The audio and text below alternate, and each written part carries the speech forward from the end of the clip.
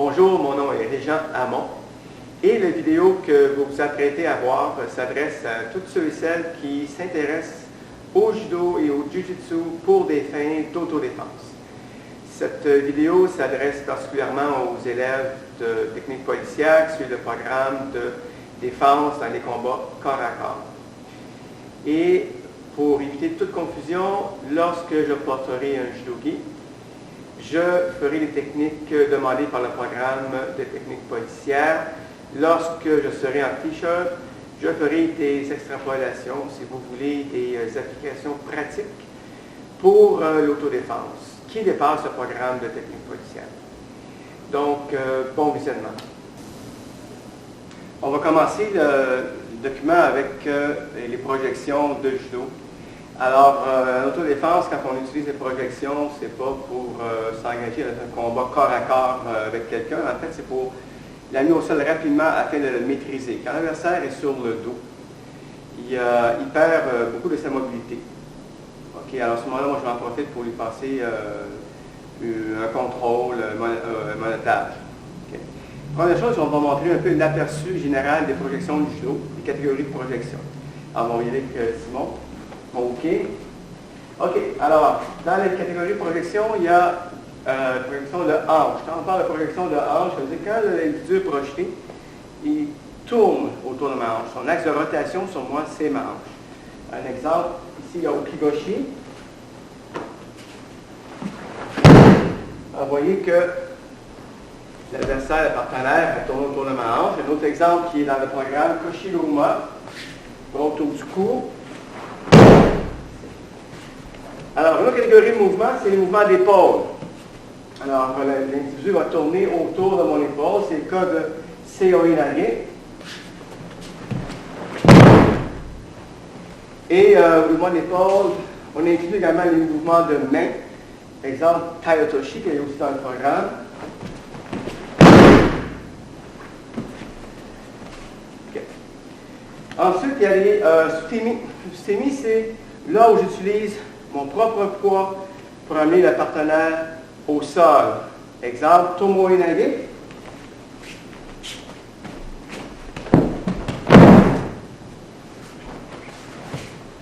Un autre exemple qui est dans le programme, Tai-no-toshi, c'est une contre-attaque ici. Alors le pied va tourner en attaque, je l'amène en arrière, je suis au sol. Dernière catégorie de mouvement, le mouvement de jambe, où le partenaire roule autour de ma jambe. Alors, différentes catégories à l'intérieur de cette même catégorie. Il y a les fauchages. Dans un fauchage, le pied du partenaire est au sol et j'amène le poids sur son pied. Donc, si je vais faire grand fauchage extérieur au soto-gali.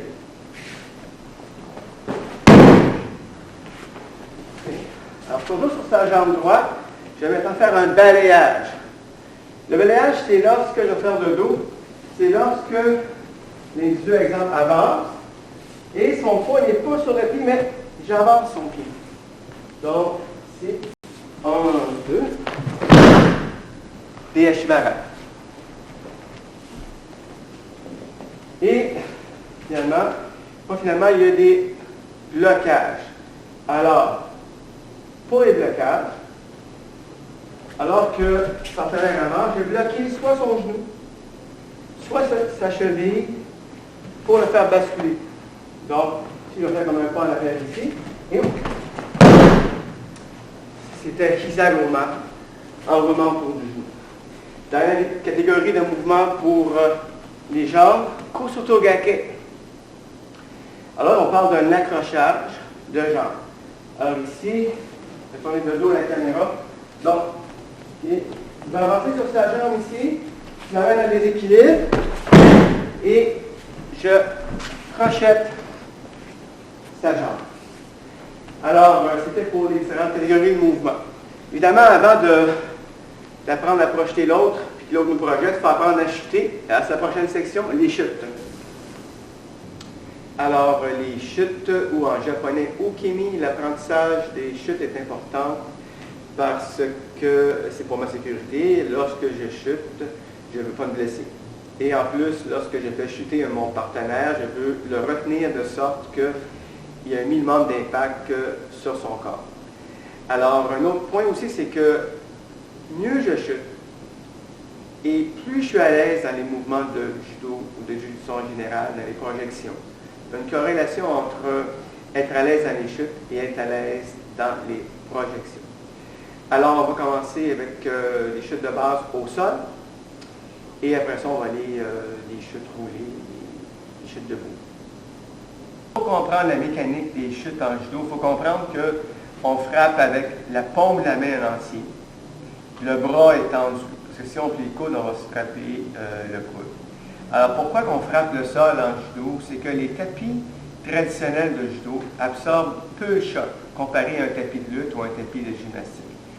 Donc, ce que les Japonais ont trouvé comme méthode, c'est que si je frappe le sol avec ma main au moment où je chute, l'onde de choc de la main va venir annuler l'onde de choc du corps qui chute, dans mon corps qui chute. Donc, on frappe le sol sur les tapis de judo, on ne frappe pas le sol sur les tapis de lutte. En gymnastique, tapis gymnastique, oui, ça pourrait aller. Évidemment, si je tombe sur la glace, si je tombe sur l'asphalte, je ne frappe pas le sol parce qu'il n'y a pas d'absorption. Par contre, le positionnement du corps que j'ai appris quand j'ai appris à chuter va me servir si je tombe sur l'asphalte ou sur la glace parce que, par exemple, je vais rentrer la tête, je vais placer mon corps plus ou moins à 45 degrés pour ne pas m'étouffer. Donc, il y a une raison primordiale d'apprentissage des chutes. On va commencer sur le dos. L'idée des chutes, d'abord, ma tête est toujours levée parce que je m'habitue à ne pas me frapper la tête au sol lorsque je chute. Je vais lever les bras, croiser mes bras, frapper à 30 degrés du corps chaque côté, simultanément. Et mon cou rebondit. Si je laisse mon bras au sol, je vais sentir l'onde de choc dans mon corps et c'est ce que je veux éviter. Donc, ma frappe est la plus succincte possible. Alors, quand on a maîtrisé la chute au sol, on passait à la chute assise. Donc, on fait présentement une chute arrière. Je rentre mon menton, je mets mon dos en boule, je roule. Donc, pour l'instant, j'apprends juste à rouler. Pieds sont ensemble. Avec la chute, je croise les bras pour frapper le sol. Lorsque mon dos touche au sol, je frappe en même temps.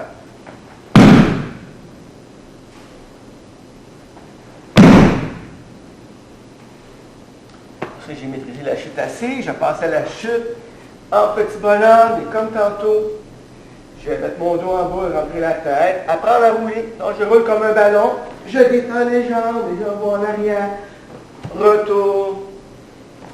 Dans mes jambes servent de ballon pour revenir. Avec la chute, je lève les bras, je croise les bras en roulant.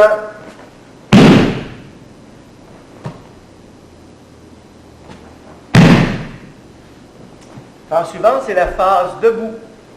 Donc, en position debout. C'est toujours la même chute, je mets les bras en avant, je vais jusqu'en bas, et après je roule. Une chute latérale. Donc, la différence, c'est que mon corps se tourne plus vers le côté où je frappe, et il y a une main qui frappe le sol au lieu des deux mains. Alors, par exemple, position assise, je lève mon bras va aller à l'intérieur. Je fais ça, retour, je le fais à gauche, à l'intérieur, et retour. Alors, si je passe à la chute latérale en position petit bonhomme, je lève le bras et je vais lever le pied du même côté que le bras levé, ici à droite. Je vais tomber dans le trou qui est créé par le fait que je lève le pied. OK, je vais le faire à gauche.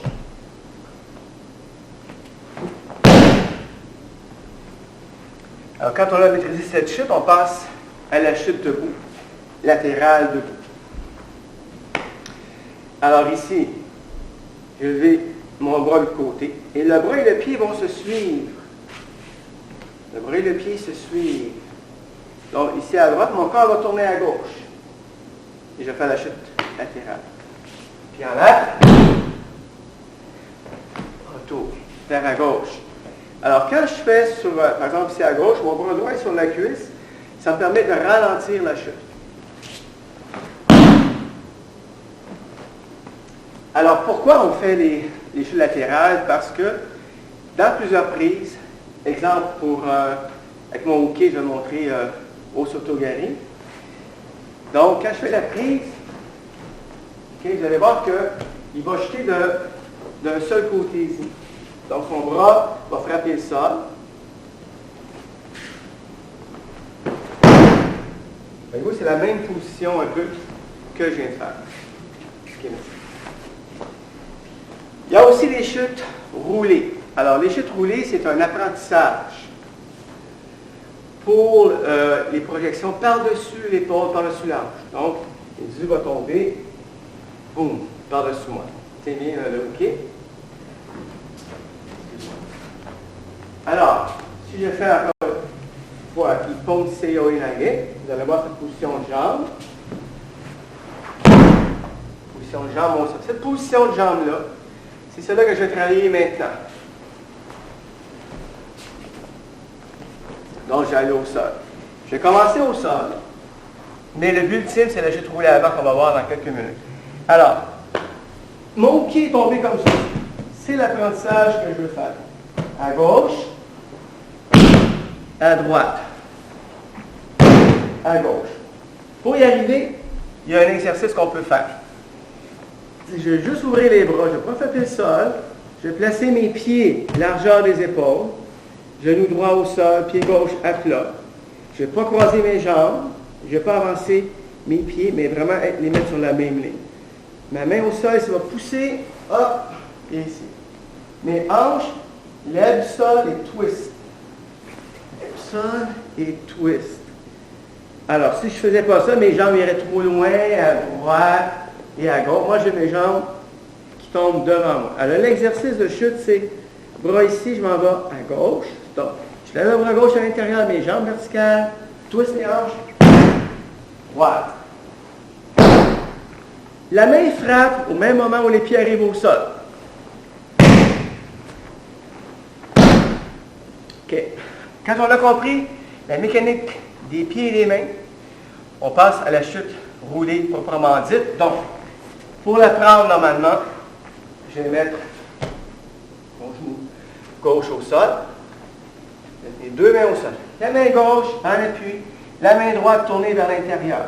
Elle est soit plat au sol, soit tournée le tranchant vers le mur opposé, le petit doigt au sol. Donc ici, je vais lever la jambe et je vais rouler sur le bras droit. Donc ça, c'est une roulade, un peu comme une roulade de gymnastique. La seule différence, c'est que je roule sur mon bras. Mon bras, semi-plié en rond, sert de point d'appui. Alors, ici, je vais rouler sur le bras droit et rire au sol de la même façon qu'on l'a vu tantôt. Je vais faire face à la caméra, gauche au sol, deux mains au sol, je lève et je roule. Hanche. Quand on maîtrise les deux côtés, on passe debout avant. Je vais montrer une fois à gauche. Pour la gauche, je mets le genou droit au sol. Main droite au sol, main gauche à l'intérieur. Et je vais rouler sur le bras gauche. Voilà.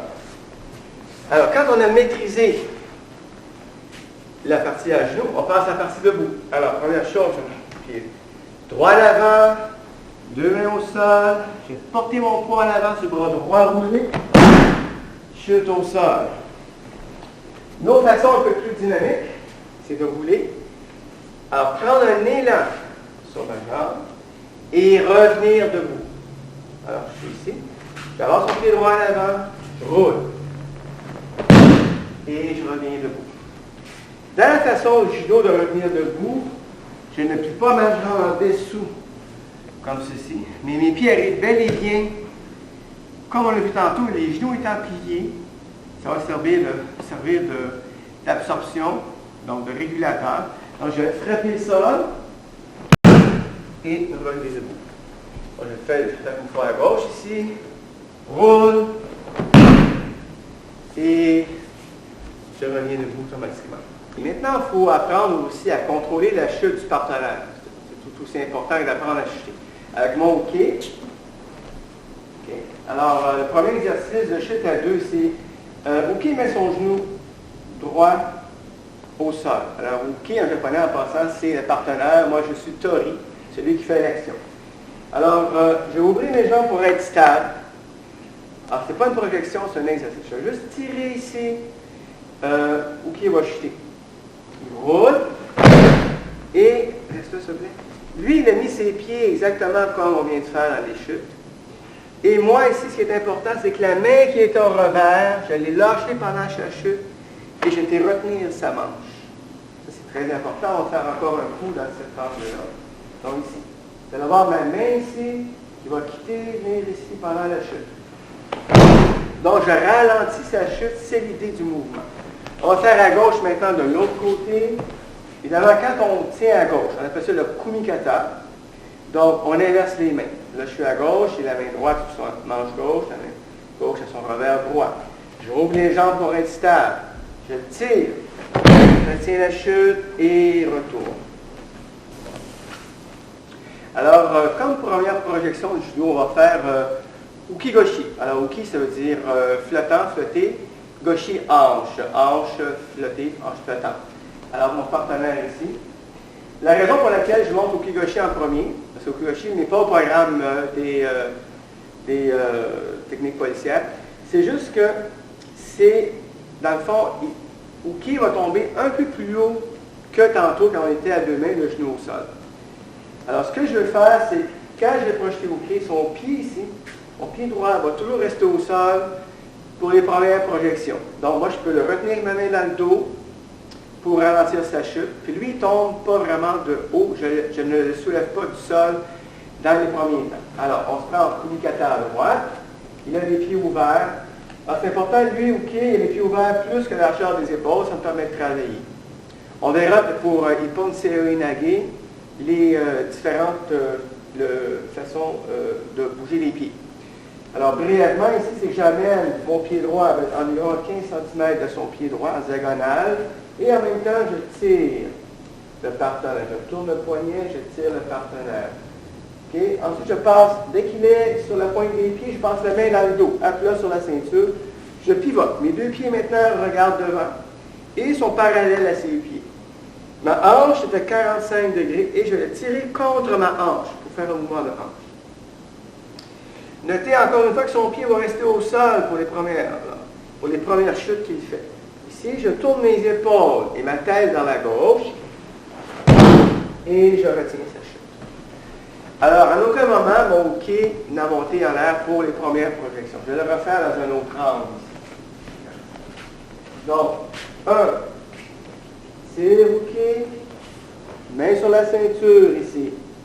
Et uki-goshi, c'est un mouvement de rotation des épaules et de la tête dans la gauche. Pas autant vers l'avant. Ça serait plutôt au-goshi. Donc, 1. Contact de hanche. Retenir la chute. Après quelques sessions, quelques cours, mon uki est à l'aise avec le uki-goshi. Là, je vais le soulever pour le projeter. Ça va aller un peu plus vite. Donc, 1, 6. Voilà. Donc, en tournant plus vite, faisant une rotation plus vite, je l'amène à être soulevé du sol. Avec uki-goshi, ce qu'on peut faire, par exemple sur un crochet droit. Alors, quand je suis face à mon partenaire, okay, alors, s'il est en position neutre et qu'il veut me frapper et qu'il est droitier, il faut que je sois observateur. Okay? D'abord, premièrement, je suis en position parlementaire. Okay? J'ai une distance au moins 1 mètre de lui. Je parle avec le suspect, le prévenu. Alors, s'il veut frapper, s'il va reculer sa jambe droite, il va reculer son bras droit ou l'épaule droite.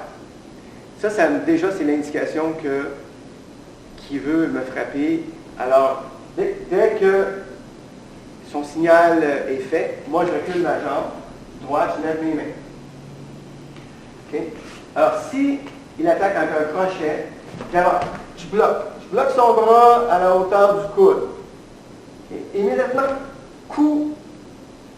Là, je m'étais ici, j'ai fait un coup de coude au sternum parce que ça prend une frappe de diversion. Sinon, l'autre point va arriver assez vite et je n'aurai pas le temps de réagir. Donc, soit une frappe de diversion, coup, soit une frappe de diversion avec la paume de la main. Alors, comme vous savez, on évite de frapper avec le poing parce que si je me brise le poing, je ne peux plus utiliser mon arme après ça. Alors, on préfère les techniques main ouverte, coup de coude, coup de genou. Alors, on va recommencer avec Ukidoshi. Donc, il m'a lancé son signal, moi je l'installe. Okay. 1, frappe, pivot. Ukidoshi. Alors, je vais en faire d'un autre angle. OK, ici. Frappe, tourne. Contrôle la chute. Le notage. Ogoshi ou grande projection de hanche. La raison pour laquelle Ogoshi est inclus dans ce document, c'est que même s'il n'est pas au programme des techniques policières, c'est dans le fond, c'est un précurseur à Ippon Seo Inage qui lui est dans le programme. Donc, c'est très similaire à Ukidoshi. Alors, quand je faisais Ukidoshi, je tournais, j'amenais la personne sur ma hanche et je tournais mes épaules. Dans Ogoshi, je vais plier mes genoux pour descendre sous son centre de gravité. Je vais le soulever avec mes jambes, me pencher à l'avant pour le faire basculer, puis à la fin, tourner mes épaules. Donc ici, déséquilibre, 15 cm, pivot, main dans le dos. N'importe où dans le dos où on est à l'aise, je tourne mes jambes. Et en tournant, je plie les genoux, descendre sous son centre de gravité. Son centre de gravité, là, c'est à la hauteur de son nœud de ceinture. Alors, si vous descendez sous le nœud de ceinture, ici, si ma ceinture descend en dessous, et j'ai les jambes, je projette la personne. Quand je projette mon partenaire, il y a 3 forces en jeu. Il y a le fait que je le soulève avec mes jambes, donc je peux lever des poids beaucoup plus lourds que moi dans le mouvement. Le fait que je penche en avant, qui l'amène encore plus vers l'avant, et les deux constituent dans le fond une catapulte. Et la troisième force, c'est la force de rotation des épaules qui se rajoute. Donc, à chacune des forces s'additionnant, l'individu est accéléré dans la projection. Alors, je vais le faire de dos. Donc, ici, déséquilibre, bras dans le dos, pivot. Je plie les genoux, ma hanche est égale ou légèrement sortie par rapport à sa hanche et je bascule l'individu par en avant. Alors, un exemple de pratique de Ogoshi en autodéfense. On va y aller encore avec le crochet. OK? Alors, pour commencer, toujours le crochet, position. Et alors, je bloquer, coup de diversion passé, tourner, plier les genoux, hop. Et j'explique quelque chose avec le mouvement de pied ici. Quand mon adversaire avance son pied droit, okay, moi je vais tourner suffisamment pour que mes pieds soient parallèles aux siens. Alors plus il avance son pied droit, plus je vais tourner. Alors je ne peux pas faire exemple. Je ne peux pas faire exemple. Okay, ici, je ne pourrais pas essayer de faire mon mouvement comme ça parce que je n'ai pas de force. Il faut que je tourne complètement pour être face à lui. Avant de projeter. Ça s'applique pour tous les mouvements de judo où on tourne le dos au partenaire. Autre chose aussi qui s'applique aux autres mouvements qu'on va voir, c'est lorsqu'il lance son poing.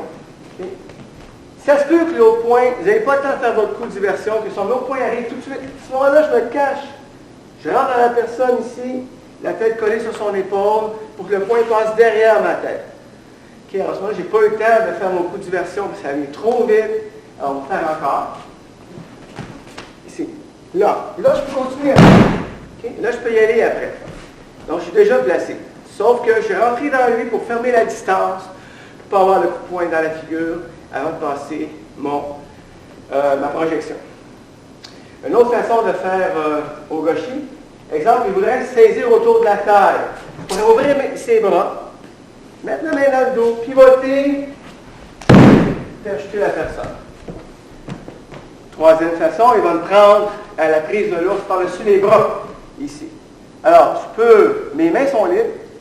Donc, prendre ici, donner un coup de genou vers le haut, replacer mes bras pour faire jeter la personne. Alors, on commence avec Ippon Seo Inage. Ippon, ça veut dire un, Seo, ça veut dire prendre sur le dos, nage, projeter. Alors, la traduction qu'on a fait, c'est projection par une épaule. Donc, avec Simon, ici, position communicateur à droite. OK. Mon pied droit, je ne sais pas si la caméra voit le pied droit ici, va aller se positionner environ à 15 cm de son pied droit. Au même moment, mon bras gauche tire ici. Quand je tire en judo, on tourne le poignet vers le haut. On dit on regarde là. Pourquoi on fait ça? Parce qu'on ne veut pas qu'il y ait de mou dans la manche. On veut serrer la manche dans une torsion et tirer la personne sur la pointe des pieds. Remarquez que Simon, quand je le tire, il ne penche pas en avant comme ça. Mais il reste droit et il va sur la pointe des orteils. Ça, c'est la position idéale pour apprendre. Si Simon devait pencher, ça nuirait à mon apprentissage. Donc, pied droit en tirant. 1, 2, je tourne. Là, ici, le point crucial du mouvement. Le creux de l'aisselle va se placer. Son creux de l'aisselle, c'est le creux de mon bras. Donc, si ce n'est pas exact, ça va glisser. On peut le faire aussi en tenant comme ceci, mais c'est plus long, donc moins nécessaire. Ici, 1. Je pousse vers le haut alors que mon bras tire vers le bas. Donc, j'enferme son épaule dans un étau. Donc, si j'ai 1, 2, en même temps, je tourne, je plie les genoux. 3. Projection. Beaucoup de petits détails. Première chose, ici, quand je mets mon pied devant son pied, ici, environ 15 cm, je tourne. Mes deux pieds sont devant et à l'intérieur de ces deux pieds. Ça, c'est important. On va même faire un exercice comme ça ici. C'est que moi, sans tenir, je fais 1, 2. Et quand je tourne, je ne tourne pas sur le talon, mais je tourne sur le bout du pied, sur la pointe du pied. Donc, je fais 1, 2. Et Simon, on va faire la même chose avec son pied droit. 1 et 2, retour. Ceux qui reviennent, je pars. 1, 2. On appelle ça le taïsalaki, le mouvement du corps. 1, 2. 2 et retour. Donc, si j'ai besoin de plus d'espace, exemple parce que je suis plus grand que lui et que mes pieds sont trop rapprochés, je replie le pied gauche légèrement en arrière. Okay. 1, les équilibres, 15 cm. 2, le bras est droit et la jambe gauche sont en même temps. Donc, tous les mouvements se font par paire. Dans le premier mouvement, j'ai le pied droit qui avance et le bras gauche qui tire. Dans le deuxième mouvement, j'ai le bras droit, pied gauche. Tourner. Amener sur le dos. Okay. Plier les genoux. Okay. Et pour approcher la personne, il y a 3 mouvements. Le premier mouvement, ici, je vais détendre les jambes en penchant le tronc en avant. Donc là, ça fait 2 forces. Une force qui soulève et une force qui tire, comme une catapulte. Il y a un troisième mouvement qui fait que si j'ai cette position-là, mes épaules vont tourner vers la gauche. Donc, j'ai 3 forces qui approchent la personne. Une qui lève, une qui l'amène vers l'avant, puis une qui font une torsion. Une rotation des épaules. Donc, je le fais dans cette angle-ci. Bon, 1, les équilibres, 2. On l'amène sur le dos, 3. On retient la personne.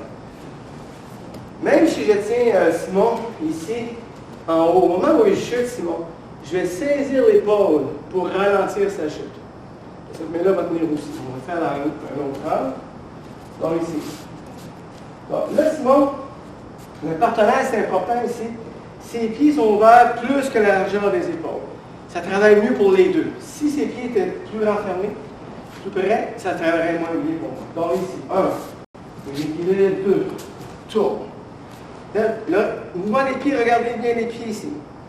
Ça, là, les pieds en ligne droite comme ceci, c'est bon. Mais qu'est-ce qui est mieux, c'est que je tourne un peu plus. Là, j'ai plus de torque, c'est-à-dire j'ai plus de force de rotation pour le projeter.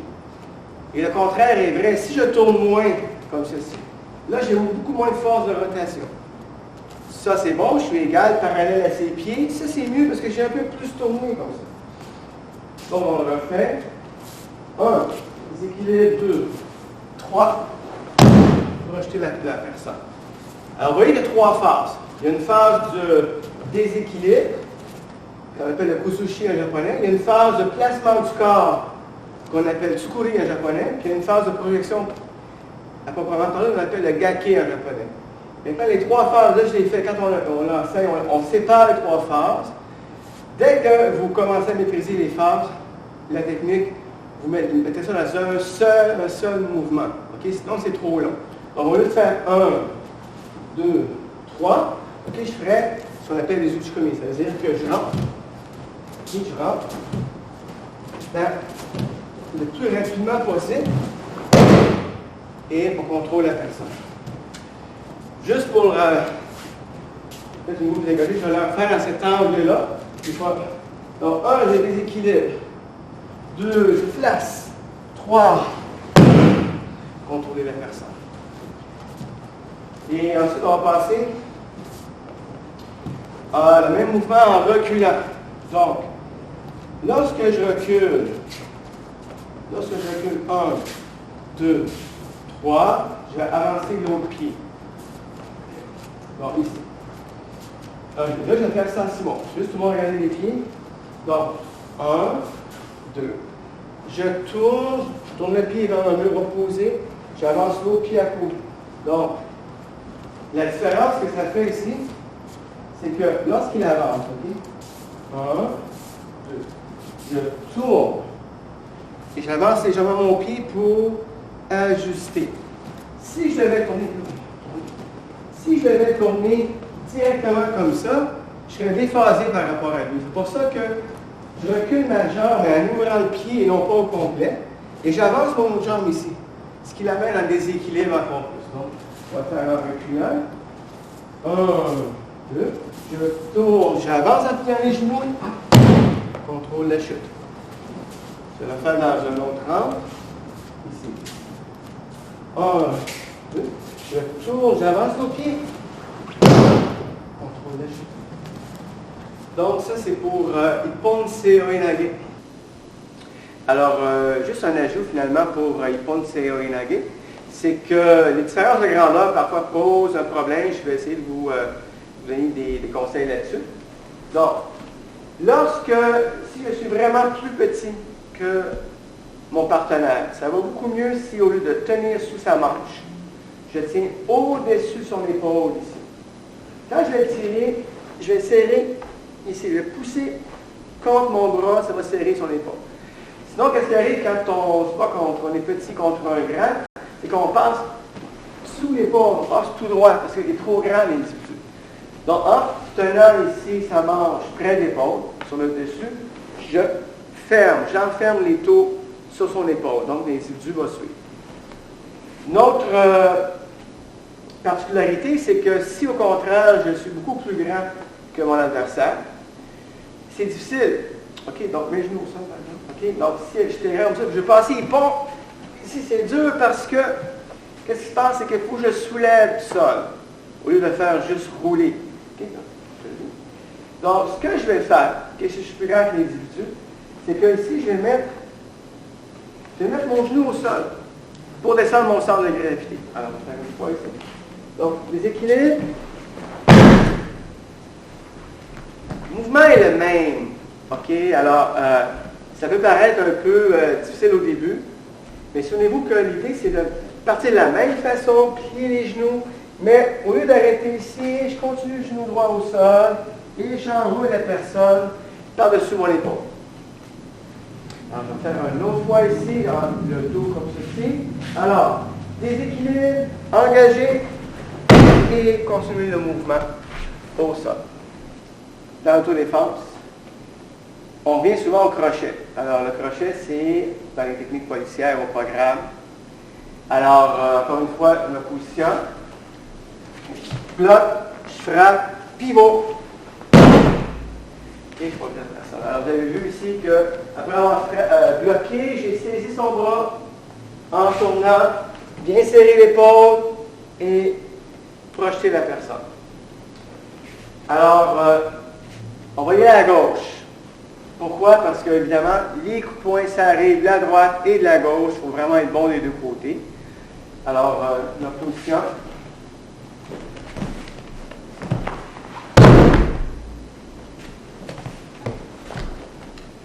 Voilà. Une autre possibilité, c'est que l'individu a un objet dans les mains et vous attaque, par exemple, de haut en bas. Alors, il peut se régler Pour une attaque de haut en bas, c'est l'idéal. Parce que l'individu a déjà son mouvement d'aller. Alors que dans un crochet, il tourne, d'aller d'en haut en bas, c'est positionné parfait pour moi. Alors, quand c'est une attaque de haut en bas avec un objet, on bloque. On bloque le bras le plus vertical possible. Plus j'attends pour bloquer le bras, plus ça va être difficile. Même si je bloque, ça peut m'arriver sur la tête à cause de sa force, son momentum. Donc, on commence. Donc, je vais bloquer le plus tôt possible, frappe de diversion, poursuivre, désarmer la personne avec une clé de poignet, sortir, s'il n'a pas perdu encore son lame, donc, et passer au menottage qu'on verra plus loin sur la cassette. Okay. Une autre possibilité, c'est une saisie arrière. Alors, quand l'individu me saisit par en arrière, OK, exemple ici, je vais tourner de sorte que je peux saisir son poignet, sa main, passer le bras, séoinagé. Et là, c'est mieux de mettre mon genou au sol pour que ça arrive plus vite, qu'il arrive plus vite au sol. Donc, je saisis, ici. Et je roule la personne au sol, contrôle.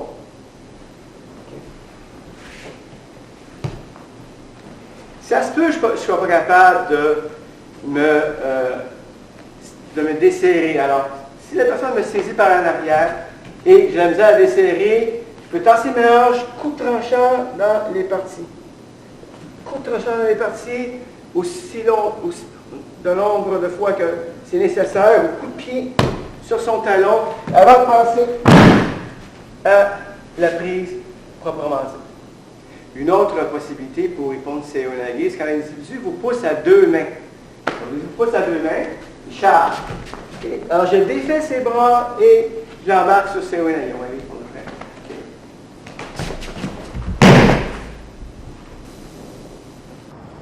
Prochain mouvement, haut sauto-gari. Haut, ça veut dire grand, sauto extérieur. Gari, fauchage, grand fauchage extérieur. Donc, position basse, communicateur à droite. Là, un petit détail important ici pour favoriser l'apprentissage, c'est que ici, mes pieds sont entre ces deux pieds. Donc, son pied est entre mes deux pieds. Donc, je pars de la position de triangle. Je ne suis pas devant lui, mais je suis déphasé par rapport à lui. Ça va aider tantôt pour le placement des pieds. Donc, au départ, le triangle, 1, 2, 3. J'avance mon pied directement à côté de son pied, genou plié. La raison pour laquelle je plie mon genou, c'est que si mon genou est raide et que je rentre au sauto, mais que lui est fort, c'est moi qui vais tomber en arrière. Donc ici, je laisse mon sang de gravité, je suis plus fort que lui. On fait le mouvement complet une fois. Donc 1, 2. Alors, comment on y arrive maintenant? Triangle, pied à côté de son pied, genou plié. Mon bras gauche tire vers ma hanche gauche. Au même moment, mon bras droit va tirer ici. De sorte que les deux épaules se rencontrent ici. Les deux épaules se rencontrent. Donc, je ne lève pas mon coude dans l'air. Et pour favoriser la facilité avec laquelle on tient la personne, on va glisser le pouce autour de son pied. Et plus on est grand par rapport à l'autre, plus on va enrouler le cou comme ça. Et plus, quand on est trop petit par rapport à l'autre, on n'a pas le choix. La main arrive dans la position normale. Autrement, là, à peu près la même grandeur, c'est plus au-dessus du trapèze. 1, je pose bien le coude sur la poitrine, je tire avec les deux bras. 2, je passe ma jambe droite sur le charge. Pour faucher la personne, on est sur le côté. Ici, là, je vais le faire sans faucher. Juste 1, je lève la jambe, pied pointé, et les deux creux du genou se rencontrent, ou les deux mollets se rencontrent, et je fais un mouvement de pendule. Je continue à travers, et ma tête va vers mon genou. Donc, je le fais dans cette tournée ici. Donc, j'avance, et la tête va vers mon genou. L'avantage, c'est un grand mouvement de pendule, c'est beaucoup plus puissant. Mais quand vous commencez avec un débutant, ne le faites pas aussi dur que ça. Bon. Maintenant, le contrôle de la chute. Dès que Simon, dès que je fauche sa jambe, l'autre main vient tenir le poignet pour ralentir sa chute. Ça, c'est important. Et sinon, ça peut être fait très, très durement, mais entre nous, on y va, surtout les ceintures blanches, on y va tranquille. Donc, encore une fois, je rentre. Déséquilibre. Kuzushi, c'est latéral pour lui vers sa droite, plus ou moins 45 degrés. Je mets ma jambe, fauche la jambe de la personne. Et je vais faire de dos à la caméra. Donc, déséquilibre, puis le coude, fauche. Je vais faire dans un autre angle ici. Triangle, déséquilibre, fauche la personne. OK? On va le faire maintenant en avançant. Alors, en fait, en reculant. Lui, il va avancer vers moi. 1, 2, 3. Ça, c'est une situation idéale en randonnée, qui est en combat libre, au Suzuki. C'est-à-dire qu'il avance son pied droit. Au même moment, je mets mon pied gauche à côté de son pied droit. Donc, encore une fois, juste sur un pas ici. Au lieu de reculer mon pied, je vais à côté, je suis déjà placé. Lui, il est très vulnérable ici, à ce moment-là. Donc, de dos, si ça donne juste un pas. Ici. Au lieu d'aller en arrière, je vais sur le côté, je tire contact projection. Autre opportunité, c'est quand lui recule. Un peu plus difficile, parce que lorsqu'il recule, Simon, lorsqu'il recule ici, je dois l'arrêter de reculer, sinon s'il est trop loin en arrière, il va faire un grand pas en arrière. Ouais. S'il est trop loin en arrière, je suis trop loin pour l'atteindre. Surtout s'il va venir, là, il va reculer encore plus.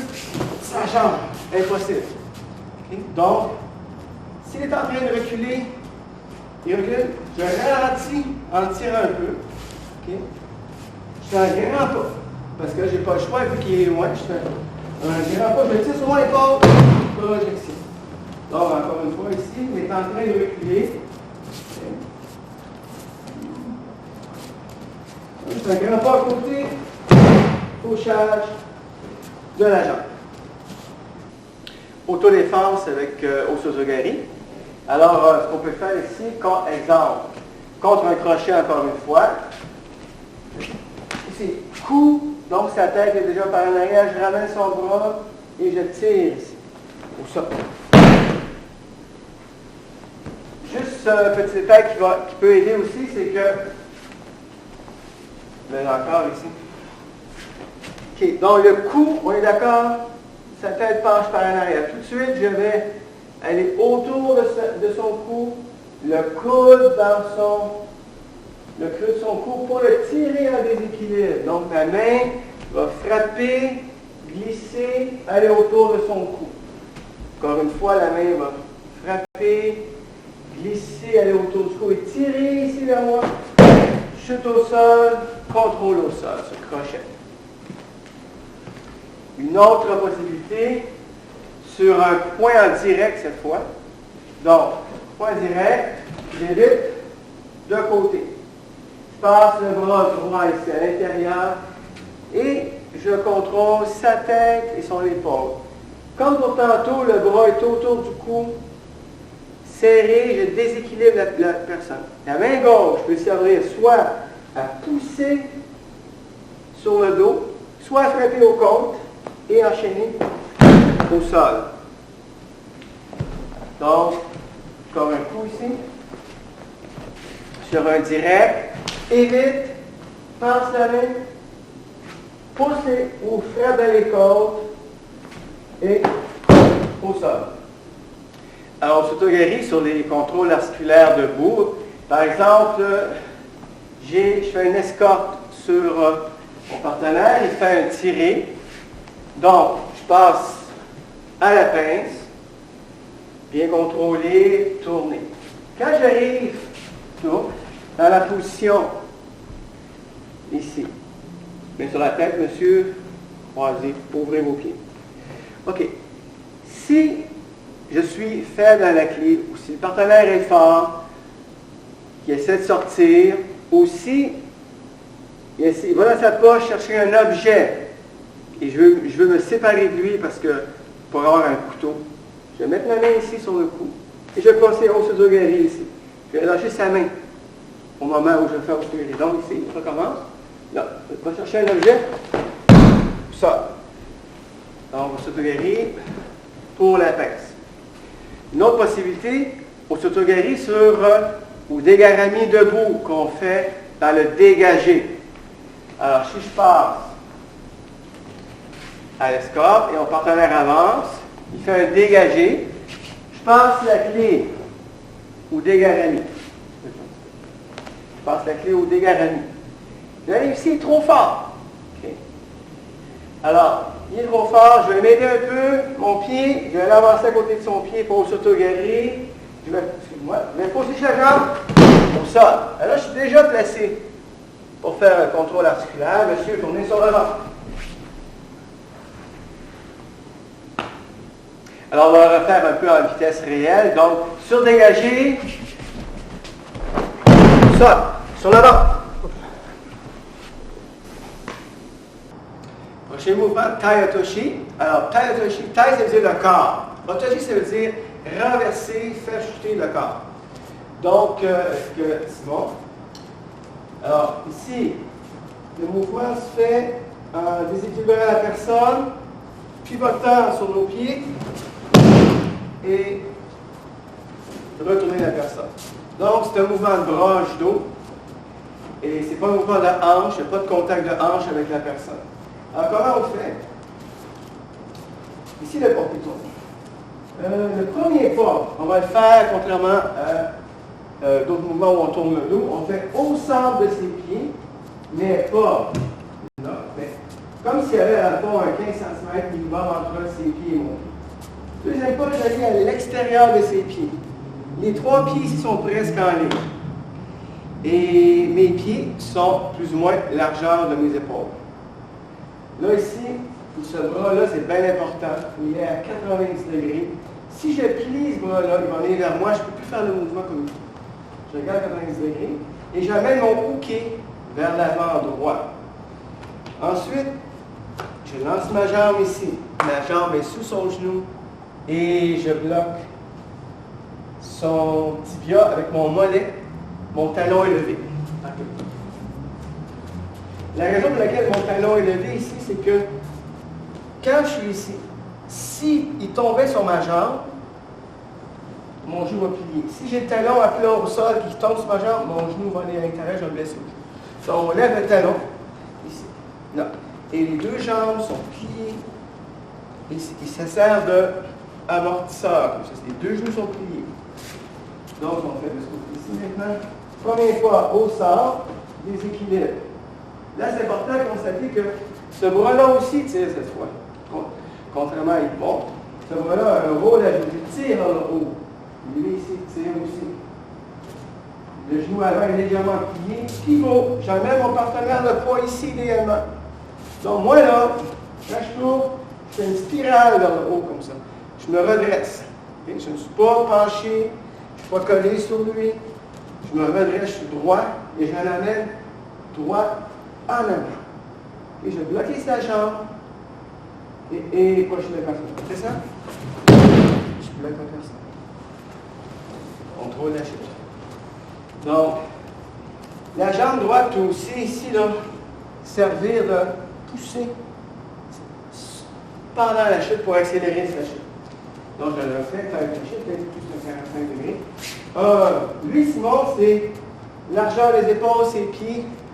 Plus large que ça, c'est trop loin pour moi d'aller chercher sa jambe. Donc, 1, déséquilibre, 2. Je tourne. 3. Et projection. Donc, c'est important. L'idée du mouvement, c'est accélérer le haut score rapidement et l'empêcher de faire un pas en avant. Donc, au moment où il fera un pas en avant, oups, il va aller bloquer sa jambe. C'est comme ça qu'on le fait aussi en randonnée. On va montrer aussi donc sur mon déplacement arrière ici. Ce que je fais, c'est, exemple sur 3 pas. 1, 2, 3 pas. Il est en train d'avancer sa jambe. Là, je le fais plus lentement, mais il est en train d'avancer sa jambe.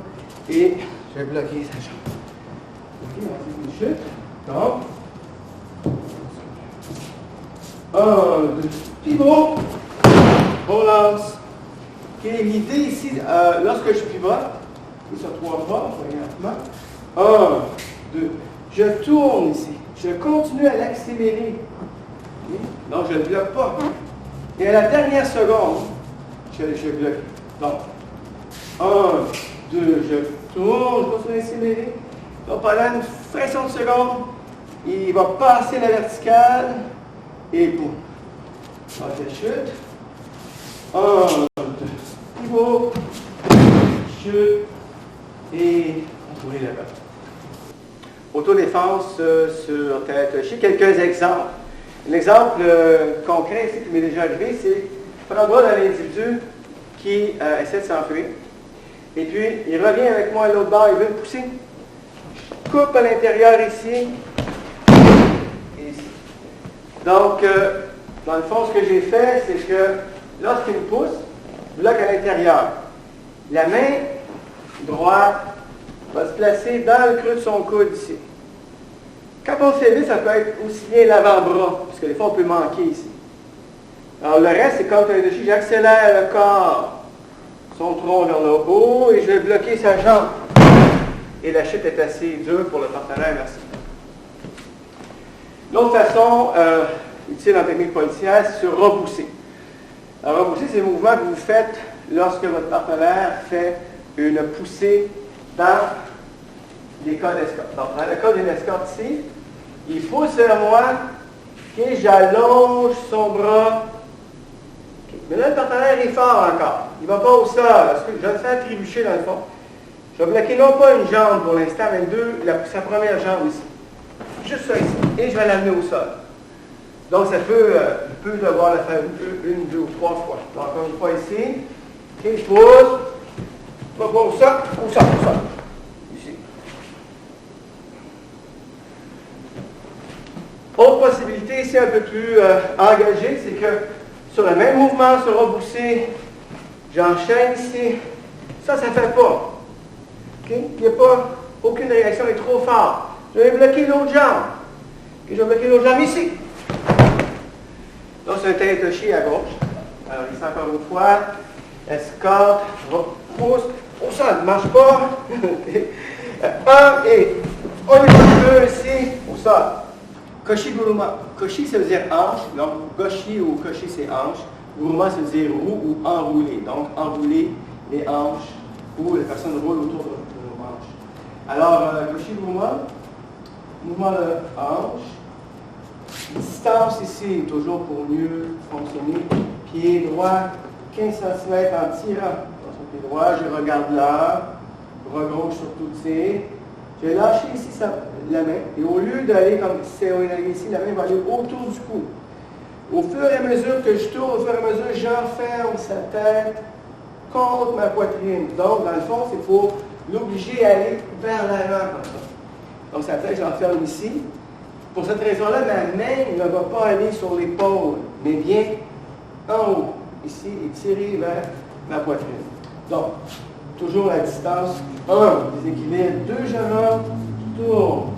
Et j'ai les genoux, je la mets sur moi et projeter. Alors, il y a beaucoup de petits détails techniques à suivre ici. Première chose, c'est que mes hanches sont plus sorties que pour Seoinage ou Ogoshi ou Kigoshi. Mes hanches sont sorties à l'extérieur. En judo, ce mouvement de nos hanches sont plus à l'extérieur. Mes pieds, pour y arriver à sortir mes hanches, mes pieds ne sont pas parallèles à ses pieds, mais tournés à 45 degrés plus ou moins vers la gauche. OK? Ça permet de sortir mes hanches plus facilement à l'extérieur. Donc ici, un déséquilibre. Pivot là. Quand je vais projeter Simon ici, je vais tourner mes épaules. Alors, c'est comme dans Seoinage, c'est-à-dire qu'il y a une détente des jambes, une flexion du tronc. Et la troisième force, qui est accrue, parce que je suis dans une position placée pour accroître la force de rotation des épaules. Je vais même regarder derrière moi, ce que je ne peux pas faire dans les autres mouvements. Alors, ici, 1, déséquilibre, 2, Pivot, je referme sa tête. 3, je détends déjà. Je regarde derrière moi au moment de la projection. Pour expliquer la différence de hanche entre les mouvements de judo, si je faisais par exemple un kigoshi, qui est un mouvement préparatoire, c'est pas un programme, c'est que ma hanche serait 45 degrés ici à l'intérieur de ses hanches. Si je faisais ogoshi ou ogoshi ici, où il pose ses orenage, la hanche est égale ou légèrement sortie. Dans le Koshi-Guruma, la hanche est carrément sortie. Contrôle la chute de la personne. Donc, voilà pour Koshi-Guruma. Autodéfense pour Koshi-Guruma. Encore une fois, sur les crochets ici, un crochet droit, bloc, coup de diversion, pivot, sol. Deuxième possibilité ici, mon hookey ne va pas directement tourner sur Koshi-Guruma, il est trop fort. Je vais baisser mon centre de gravité, bloquer sa jambe comme en Teretoshi. C'est trop fort, je vais à l'extérieur. Et voilà. Ça se peut que je tombe sur lui, sur ce mouvement-là. Autre possibilité ici, toujours le crochet. Là, coup de diversion, tourne. Même la jambe, trop fort. Ça se peut que je dois l'enrouler à ce qu'on appelle en judo makikomi, c'est-à-dire, je mets mon genou au sol et je roule avec. Et là, je tombe immédiatement en immobilisation. Ok, je vais le faire de dos à la caméra. C'est frappe, tourne, trop fort, je roule avec. Et immobilisation.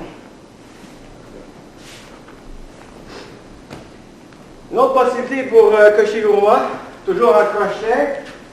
Bloque, tout de suite l'autre coup arrive. Je n'ai pas le temps de faire l'autre, je bloque. J'enroule le partenaire par-dessus ses bras. Je tiens serré.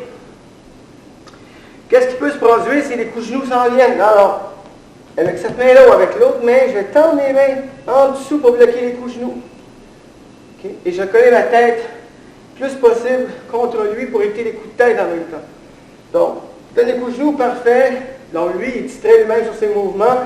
Le bras, vous passez par-dessus, l'enrouler. Je suis au mouvement. Donc, je vais faire dans l'autre direction, toujours à droite, pour voir les deux mains. OK? Le coup arrive, oups. Tu vois, j'allais donner le coup, il est arrivé, j'ai bloqué, je l'ai rentré. Les coups de genoux s'en viennent, oups, je bloque les coups du côté.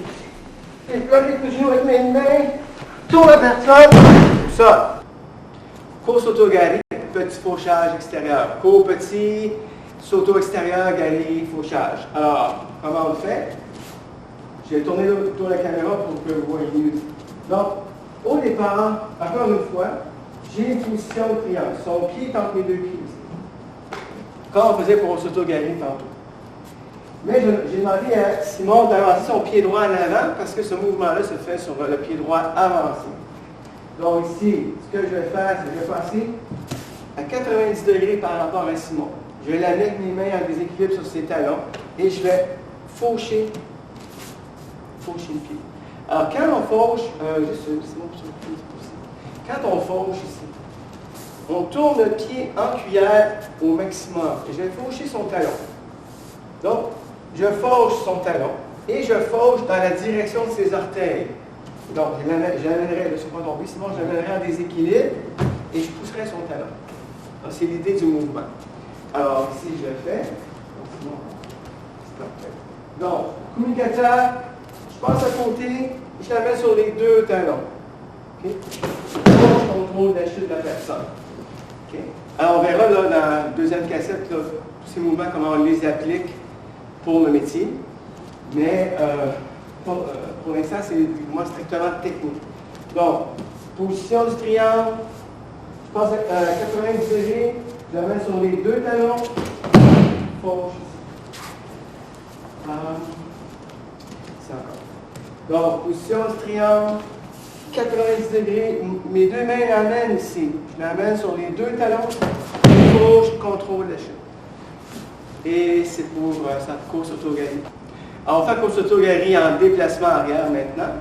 Donc, ici, ce que je vais faire, c'est on va reculer 3 pas. 1, 2, 3. Si on fait son troisième pas, ça là, je tourne. déséquilibre et fauchage. Alors, on va faire. Donc, 1, 2, pose son pied et chute. Là, c'est important de comprendre que Simon doit poser le pied au sol légèrement parce que si son pied est encore en l'air et que je voulais faucher son pied, ça deviendrait déachibara, un balayage, c'est un autre mouvement du judo. Donc, je vais faire le dos de la caméra ici avec la chute. Donc, 1, 2. Pose le sol d'équilibre. Attention, contrôle la chute. Jambes écartées, retenez la personne pour la chute. Donc, c'est le Kosotogari en mouvement. Kosotogari pour l'autodéfense. Alors, à l'autodéfense, on ne va pas se poser des questions si on fait un balayage, un fauchage, un accrochage, comme on a parlé, ou un blocage, comme on a parlé au début de la vidéo. J'essaie de trouver un exemple. Kosotogari, c'est un peu subtil. Donc, ici, on s'en part. Donc, j'ai eu le contact qui est en empoignade avec mon partenaire. Par exemple, ici, il y a son pied gauche en avant. OK, mais un peu plus en avant. Donc, quand on se tiraille, si la jambe gauche en avant, par exemple, tôt ou tard, il va la reculer. Il ne va pas toujours rester, alors, généralement. Ce que moi, je vais attendre, c'est qu'il transfère pour reculer. Il va transférer son poids du pied gauche au pied droit. Juste fait un transfert, juste comme ça, voilà. C'est pendant le transfert qu'on fait Kosotogari. Donc, comme ça ici, il fait son transfert, ça va au sol. Alors, ça prend un peu de pratique pour comprendre le timing du mouvement. Si jamais son pied est en l'air, okay? Son pied ici est en l'air, okay? Il recule, en l'air comme ça. Là, ça deviendrait un balayage, des hashibara. Une possibilité aussi, c'est de faire un accrochage. Là, on n'est plus dans le Kosotogari, on est dans le Kosotogari. On se positionne, j'accroche, fais chuter au sol. Alors, la différence présentement avec l'accrochage, il y a l'accrochage, je pars dessus, ici. Comme ça. Alors que dans le fauchage, okay, c'est que c'est mon pied qui va aller tourner mon pied contre son talon, l'amener au sol. Ko-uchi gari, ko petit, uchi intérieur, gari fauchage. Alors, ici, alors on va demander à Uke, Simon, d'ouvrir les pieds plus que normal, ou d'avancer légèrement son pied droit en avant, c'est plus facile pour le mouvement. L'idée du mouvement, c'est je l'amène sur ses deux talons en arrière. Donc, je le pousse. Je ne le pousse pas vraiment avec mes bras, c'est mon corps qui va vers lui. Ça peut être poitrine contre poitrine, ou du moins le coude sur sa poitrine. Une fois qu'il est sur les deux talons, je vais pousser de l'intérieur. OK? Son talon dans la direction de ses orteils. Là, il va chuter. Et pour les besoins de la cause, on va se lâcher. Sinon, si je tomberais sur lui, ce serait combat au sol. Donc, on va refaire ici au chien. Donc, ici, j'amène mes deux bras viennent de l'intérieur. Donc, ici, l'avant-bras sur sa poitrine. Ça pourrait être aussi le bras autour du cou. Mais il faut que l'avant-bras soit sur la poitrine. OK? Il est sur les deux talons, je vais faucher. Et je vais le lâcher. On le fait maintenant en déplacement arrière. Alors pour un vrai Koshigari, un fauchage, il faut qu'au moment où on va poser le pied, au même moment où on pose le pied, je fauche. OK, donc c'est ça prend un peu de timing. On va essayer de jouer avec la caméra ici. 1, 2, 3. Fait qu'on va la faire. Donc, 1, 2, ici, bouge pas. Là, tu vois mon pied ici, tourner de côté, je plie les genoux et pousse. C'est le Kochigari. Là, je peux décider de faire Kochibara. À ce moment-là, son pied pendant le déplacement n'aurait pas tant de choses. Donc, OK, donc. 1, 2, talon ici. Hop, j'allonge sa jambe, je le laisse chuter au sol. Kochigari en autodéfense. Alors, Kochigari, ce qu'il faut savoir, c'est que c'est un mouvement d'enchaînement naturel pour Ippon Seoinage. Juste avancer. Ici, quand je fais Ippon Seoinage, la réaction naturelle de l'individu, c'est de tirer par en arrière pour contrer. Alors, au moment où il tire par en arrière, son poids est vers l'arrière, je vais faucher sa jambe en même temps. Okay. Alors, ici encore, avec la chute, ici, chute au sol. Donc, ça se fait sur tous les mouvements qu'on a vus avec Hippon. Par exemple, le crochet, il s'en vient, court, ici, trop fort, il ramène au sol. Quand on fait ce mouvement-là, on est souvent amené à tomber sur le partenaire dans le feu de l'action. Alors, je vais vous montrer une façon d'enchaîner qui va être naturelle. Donc, ici, s'en vient, et frappe, Kouchigari, tombe. Au moment où il tombe, ma jambe va passer par-dessus sa jambe, mon genou droit va passer sur sa cuisse droite et je vais mettre mon genou au sol. Donc, c'est un enchaînement direct pour Kizagatame. Ici. Alors, je le refais dans un autre angle. Donc, ici, je vais avancer. Je rentre, il résiste par en arrière. Pied droit par-dessus, genou droit au sol, par-dessus sa cuisse ici. J'entoure au sol. Kizagatame. Donc, c'est un enchaînement naturel pour Kouchigari. Ouchigari, au grand Uchi intérieur, Gari, fauchage, grand fauchage intérieur. Alors, c'est un mouvement qui n'est pas dans le programme technique policière, mais c'est un mouvement qui est très utile, un peu comme Kouchigari, pour les enchaînements. Enchaînement avant-arrière, action-réaction. Donc, ici, le mouvement se fait pour l'instant. La personne va écarter beaucoup ses jambes, plus que normal. Quand on fait un combat, c'est presque nécessairement sur une action puis une réaction. Okay, exemple, je tourne le dos, il va résister. Okay, il résiste, j'enchaîne, je fauche sa jambe. Alors, comment le faire? C'est que, juste ici, mon bras droit ici va s'accoter sur la poitrine. Alors déjà, les gens trouvent que c'est difficile à faire. Alors, ceux qui sont ça difficiles peuvent prendre autour du cou, de sorte que l'avant-bras s'accote naturellement sur la poitrine. De l'autre côté ici. Alors, j'avance vers lui, comme ceci. Un pied plus ou moins au centre, l'autre pied 90 degrés.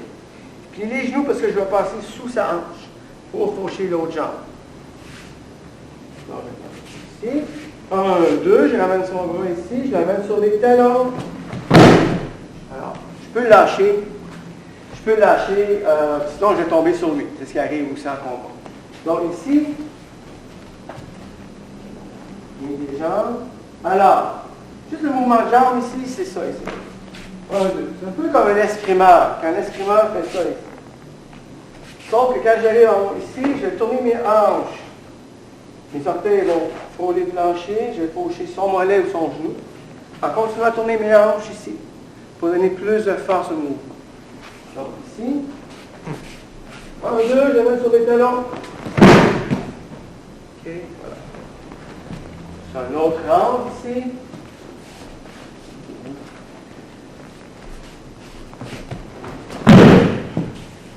Okay. Alors, Ouchigari et Kouchigari, comme on a vu précédemment, les deux mouvements s'enchaînent très bien. Alors, si je fais un Kouchi sur la personne, s'il ne tombe pas trop fort, j'enchaîne l'autre bord. Si je fais au contraire un Ouchigari sur la jambe, il ne tombe pas, j'enchaîne l'autre bord. Donc, quand on fait le mouvement en Uchikomi, quand on fait des entrées, je peux pratiquer ceci. 1, 2. Revenir, au contraire. 1, 2. Revenir ici. 1, 2. Revenir. 1, 2. Ouchigari en autodéfense. Alors, essentiellement un mouvement d'action-réaction. Donc, quand je fais ma prise ici, Kushiguruma, l'adversaire résiste par l'arrière. Il ne veut pas venir, je me retourne. Ça.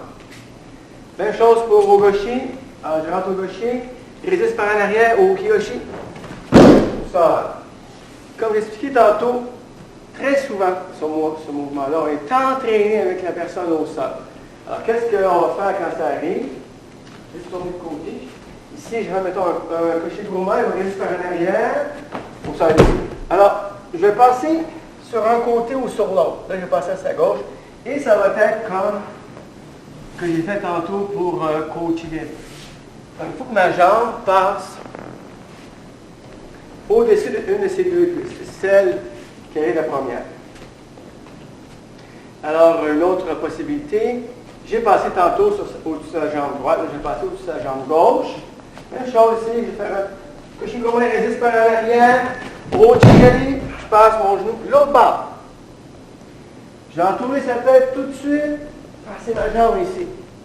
Cette jambe-là, retient sa jambe pour qu'il prenne la jambe, c'est le dos au sol, mon épaule bloque sa tête, et je passe soit contrôle latéral, soit Kizagakami. Et je vais le refaire dans un autre angle, dos à la caméra. Donc, je fais haut. Donc ici, je tourne pour ça, je passe par-dessus. La jambe à l'autre bord, je contrôle sa tête. Contrôle ça. Tani Otoshi. Tani, ça veut dire vallée. Otoshi, ça veut dire chute ou renverser. Donc, le mouvement se réduit par chute dans la vallée parce qu'il tombe directement derrière lui dans le vide. Alors, comment un mouvement communicateur, comment un mouvement se fait? Pour les besoins de la cause, sinon, c'est un petit peu le faux du mur. Il y a le pied droit en avant. Tout le monde, OK, alors quand on faisait tantôt le triangle, on passait à côté comme ceci pour faire Soto Gali. C'est la même position de départ pour l'apprentissage. Sauf qu'il va se jeter sur le dos. Et avec moi, comme c'est moi qui l'entraîne au sol. Donc j'utilise mon poids pour l'entraîner au sol. On appelle ça un sutemi en japonais, c'est-à-dire un mouvement sacrifice où je sacrifie mon poids pour l'amener au sol. Donc ici. C'est moi qui est loin avant, position du triangle. Ici. Et comme Kosoto Gali, je ramène un déséquilibre sur les deux talons. Sauf que j'ai glissé ma jambe derrière ces deux plis. On va faire dans un autre angle tantôt. Et je glisse ma jambe, je l'amène au sol. Alors, on va faire dans un autre angle ici.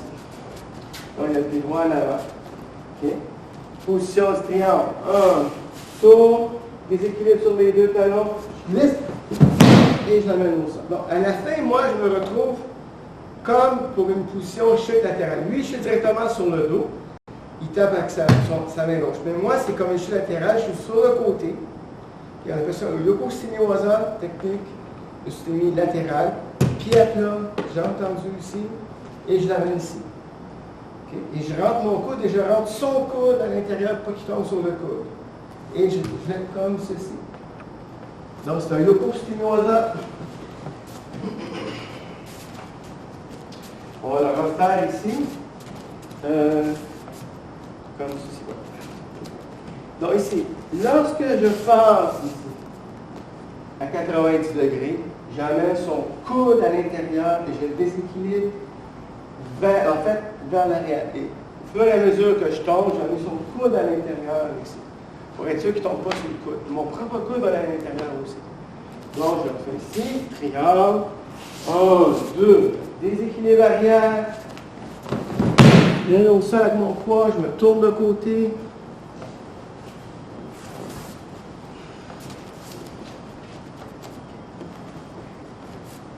Deuxième possibilité. Normalement, on fait une contre-attaque Kanatoshi. Alors, dans le cas présent, ce que Simon fait, il va juste tourner le dos comme s'il voulait faire une attaque de judo. Puis, tourne plus. Et je vais l'amener en déséquilibre et faire Kanatoshi. On va aller sur l'autre. Je vais juste plus tourner ici. 1, 2, là, c'est ça. Il tourne, fait une attaque de judo, je la mets sur les talons et chute arrière.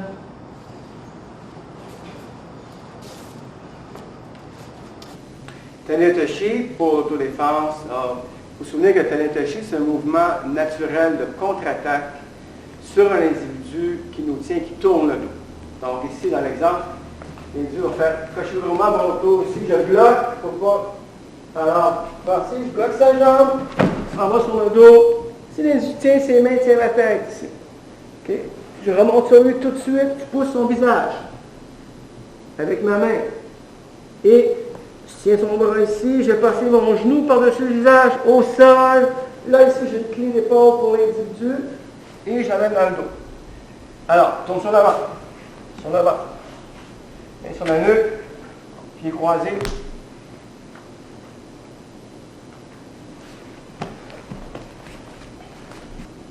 Alors, une autre possibilité, c'est sur une clé de tête. Alors, quand je fais une clé de tête, vous allez voir ça dans le cours de maîtrise ici. Alors, je tire son bras pour ne pas être étranglé. Lâche, lâche, lâche, frappe. OK? Et normalement, je me dégage. Mais si je ne réussis pas à me dégager, pied à l'arrière, ça. Alors, autre possibilité ici, s'il ne lâche pas, point de pression sous la mâchoire ici. Point de pression, il va lâcher. Tourne sur l'avant. Sors ton bras. Main sur la nuque. Croise ses pieds.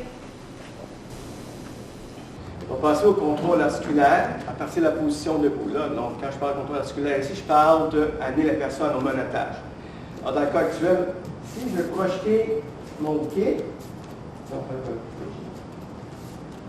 mon pied, dès qu'il arrive au sol, je prends son poignet, je le plie. Donc là, ici, c'est main droite sur main droite.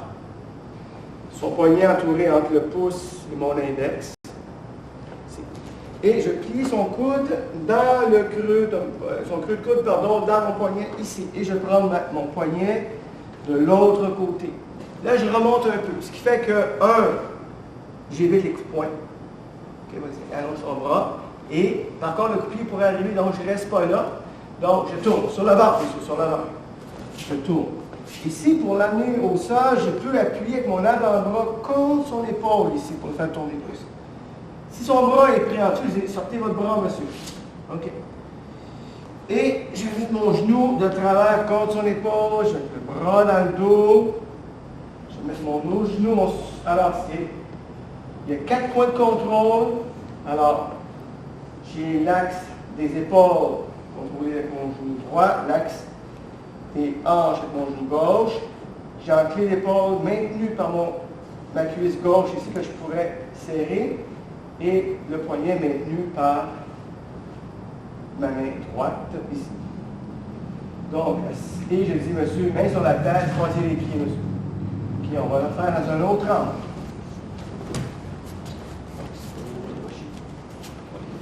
Donc ici, projection. Ici, je remonte. Tournez sur l'avant, tournez sur l'avant. Main dans le dos. OK? Main sur la nuque, monsieur. Je relève son coude. C'est toujours la main du côté des pieds que je libère pour reloter. OK, on va le refaire encore. Bon, on va refaire le même mouvement sans le kimono. Donc, quand on n'a pas de kimono, idéalement, on prend le poignet de la personne et les mains autour du cou, comme ceci, quand on travaille. Et là, je peux faire toutes les prises de judo qu'on a vues, je peux les faire. OK. Donc, dans le cas actuel, on a juste un mouvement simple pour arriver au monotage. Donc, ici, 1, 2, 3. Contrôle le bras, plie. Main droite, plie le coude, remonte. Donc déjà ici, j'ai une clé de poignet que je peux serrer si les yeux ne collaborent pas. Donc, tournez, monsieur, tournez. Et mon avant-bras va pousser sur son épaule ici. Tourne, Encore. Et je mets le genou de travers ici pour contrôler son axe des épaules. J'amène la main dans le dos. En fait, j'aurais dû faire au fur et à mesure qu'il tourne. J'amène l'autre genou. Alors, là, il est bien mis à côté ici. Et je remonte ma main vers le haut, contrôler le coude. J'ai le ventre appuyé sur son coude. Il est déjà, OK. Alors, je vais slacker un peu. Contrôle des lombaires, contrôle des épaules. Main sur la nuque, monsieur. Croisez les pieds. Donc, évidemment, quand l'individu ne collabore pas, on n'est pas obligé d'employer le vouvoiement. On emploie ce qu'on appelle le tutoiement stratégique, c'est-à-dire, je pourrais crier « Tourne, tourne! » Croise les pieds, main sur la nuque. OK? Alors, c'est un peu plus intense pour le sujet, un peu plus directif pour le monotage. Les contrôles articulaires debout ou sol. Alors, c'est très important. Quand vous projetez quelqu'un, vous devez enchaîner au sol le plus vite possible vers un monotage. Alors, ici, si je fais une projection comme ça. Alors, le problème que vous allez apprendre, c'est plus important à retenir.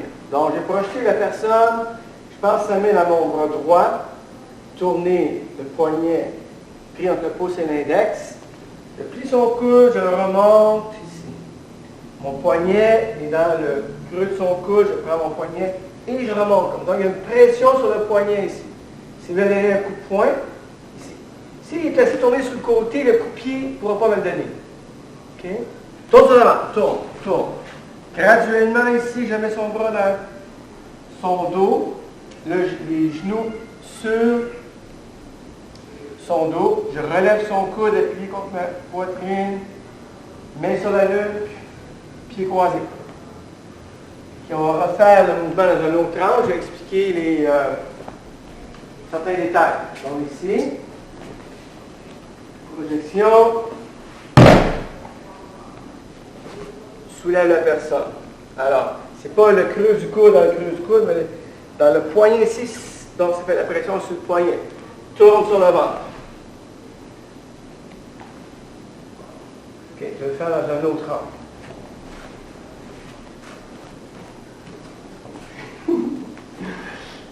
Déroule.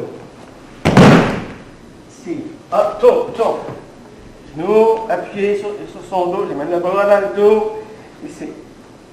Main sur la nuque, croise les pieds. Alors, j'ai 4 points de contrôle. J'ai là mon genou gauche qui bloque ses hanches, son axe de rotation des hanches. Ça veut dire qu'il ne peut pas tourner les hanches.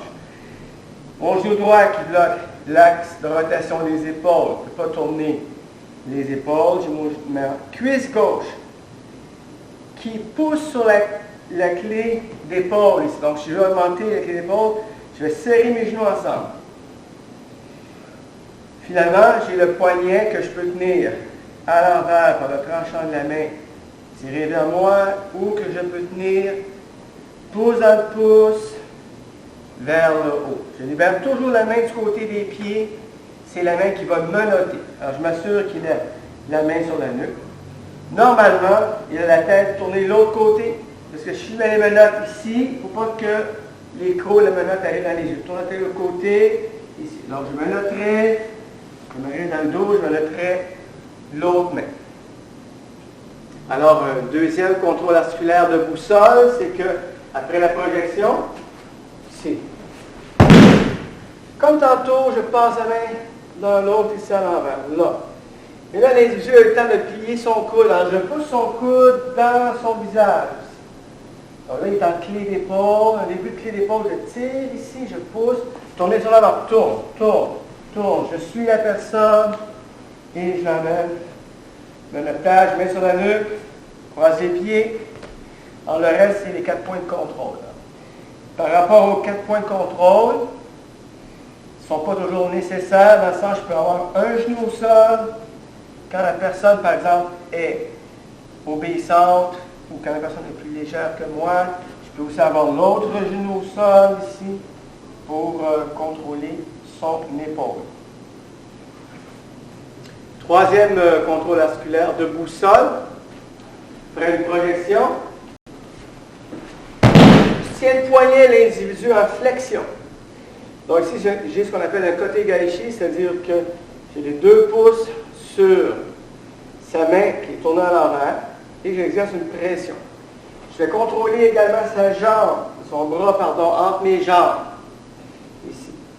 Et finalement, je vais mettre son coude contre l'intérieur de ma cuisse pour créer une clé de bras.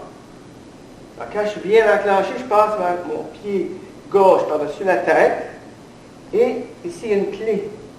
Je pousse avec ma cuisse, je tire avec mes mains. Mon genou également va pousser les yeux. Tourne sur l'avant, tourne sur l'avant. Ici, le genou resté sur le dos, mon pied passe de l'autre côté. Je l'emmène ici en clé de bras. Je vais replier sa main, plier son coude, l'amener au contrôle articulaire. Alors, je vais refaire une fois. Au bas.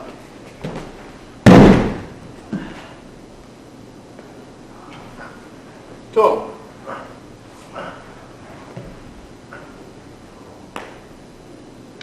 Deux autres contrôles articulaires de boussole.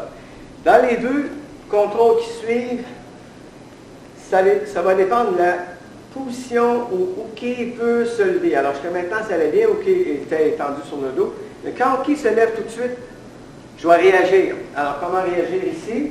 Donc, sur le mouvement, je projette. Okay.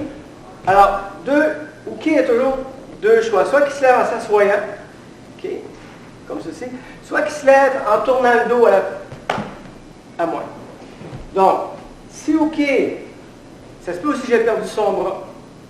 OK, sur le coup, je perds son bras, il se lève. J'attrape son bras. Je m'en vais en rebousser. Et je le tourne sur le ventre. Donc, on va le refaire. La prochaine Hop. Il échappe, il vient se lever, prends le bras au sol.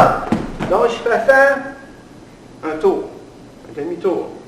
Et genoux sur le dos, l'épaule, contrôle articulaire, main sur la nuque, pieds croisés. Donc, on l'a vu dans ce mouvement-là ici, juste si tu veux juste te pousser sur le dos quand c'est ici, s'il vous plaît, que au moment où il se lève, j'attrape son bras ou j'ai jamais lâché le bras. Ça se peut qu'il est mal positionné au départ, mon bras. Okay. Et ça va marcher quand même. Et au moment où il se lève, je profite de son mouvement pour l'amener au sol. Soit comme ceci, encore mieux comme ceci, parce que je suis mieux placé. Et je m'engage mon menottage.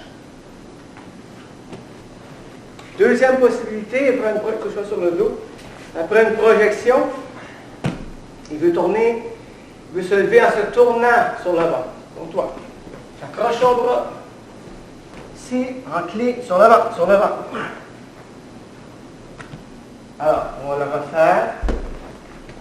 Au moment où il veut, disons, je tiens, au moment où il veut tourner, tourne. Je bloque. Okay? C'est coude contre coude. Je plie mes genoux, parce que sinon je vais être entraîné avec lui dans un combat au sol. Donc, je plie mes genoux pour être solide. Tiens ici, j'amène le poignet, le bras plié. Il est déjà dans son mouvement de tournée. Tourne sur le ventre. Ici. 1, 2, main sur la nuque, croise les pieds. Alors, une variante du dernier mouvement, c'est que si au lieu d'accrocher comme tantôt avec mon bras gauche, je tourne, si c'est mon bras droit qui est passé à la place, là, je peux juste continuer comme ceci. Ici, j'ai une clé d'épaule, j'ai une clé de bras. Okay? Et je continue à tourner. Là, mes mains sont en l'envers par rapport à tantôt, mais c'est la même clé, la même possibilité. J'ai juste à changer de main à la fin. Randori debout, alors qui est un des objectifs du programme. Randori, ça veut dire, on traduit par combat libre, ça veut dire que c'est un combat, mais c'est encore un combat d'apprentissage, c'est pas un combat de compétition où les points comptent. Donc, chacun doit attaquer du mieux qu'il peut, en pensant technique, puis en pensant à ne pas faire mal au partenaire. Donc, au départ, on salue le partenaire, on saisit un communicateur. Et, je vais vous montrer une petite évolution dans les randonnées qui vont être de plus en plus difficiles. Dans un premier temps, ce n'est pas vraiment un randonnée. C'est juste pour apprendre à se déplacer, à attaquer. Donc là, je vais le faire, c'est-à-dire que c'est moi, on va se déplacer, mais c'est juste moi qui attaque. Okay? Et je projette même pas Simon, ça pourrait être aussi projeté. Donc, on se promène. Okay? Je promène Simon, je fais des attaques. Okay. Là, on a fait comme ça pendant 30 secondes, 2 minutes, après, ce serait son tour. Là, ça commence à être un petit peu plus cardio au niveau entraînement. Dans une autre possibilité, c'est juste moi qui attaque aussi. Mais là, je le projette quand les entrées sont bonnes. Je ne le projette pas quand les entrées ne sont pas bonnes. Donc, on se promène encore.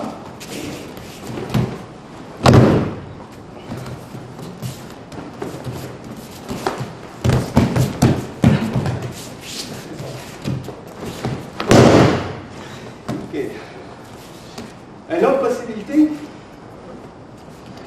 à un degré au-dessus. C'est là, Simon et moi, on va attaquer, mais pas dans le but de projeter. Parce que tout ce qu'on veut créer, on veut créer du mouvement, on veut créer des opportunités pour que chacun des deux puisse faire des entrées qu'on appelle. Donc, ni moi ni Simon, on va bloquer le mouvement de l'autre, sauf qu'on va attaquer, et on va faire ça en bougeant en mouvement. Donc, les deux attaquent.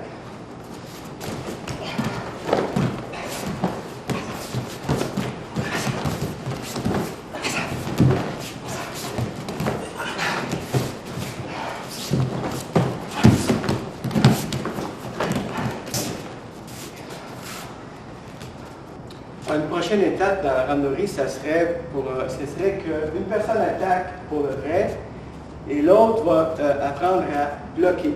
Alors, bloquer en randonnée, ça ne veut pas dire de bloquer avec les bras, avec le ventre. Je vais vous le montrer. Alors, supposons que Simon fait une attaque. Okay? Je ne vais pas bloquer Simon comme ça, ici, en me penchant en avant, en tendant les bras, parce qu'à ce moment-là, ni un ni l'autre apprennent. Il ne peut pas apprendre à attaquer parce que j'empêche d'attaquer. Je ne peux pas apprendre à me défendre parce que juste les bras, quelqu'un qui est plus fort que moi, je fais.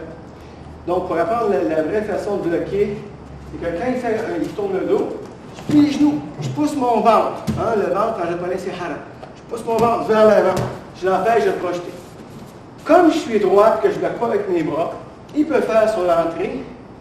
Et puis moi, je suis droit, donc je pourrais immédiatement contre-attaquer sur son attaque. Ou je pourrais simplement revenir sur une autre attaque sur lui. Donc, on va faire un petit peu de mouvement.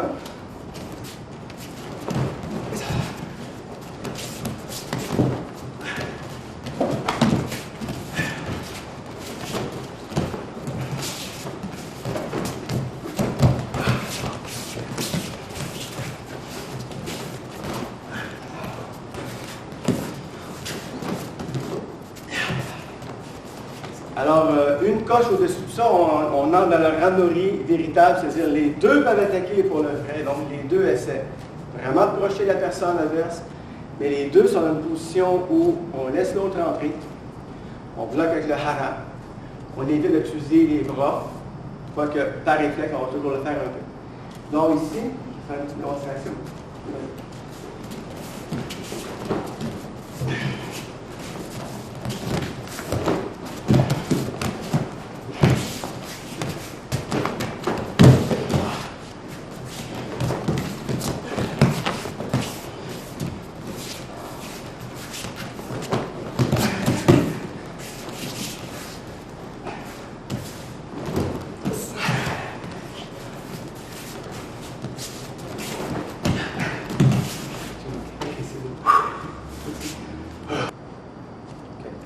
Une autre façon de travailler randonnée à l'autodéfense, ou plus ou moins randonnée, c'est dès qu'on projette quelqu'un, on enchaîne au sol.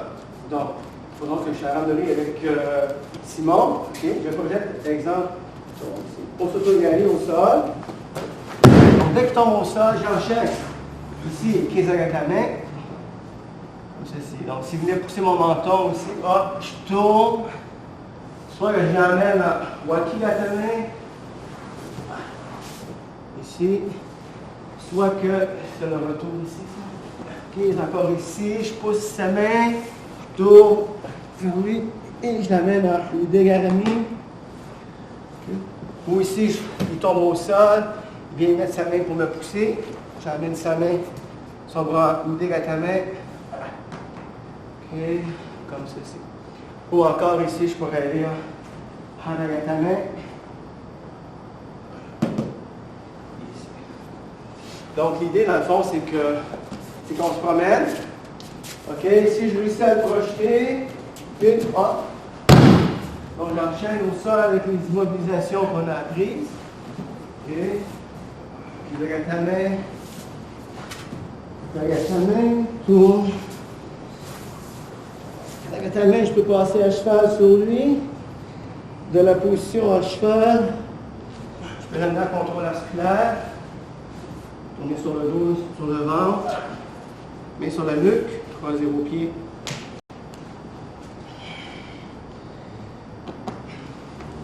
Donc, l'idée, c'est projeter, enchaîner au sol, projeter, enchaîner au sol. Et autre possibilité, c'est autodéfense, c'est travailler sur les attaques du partenaire. Donc, exemple ici.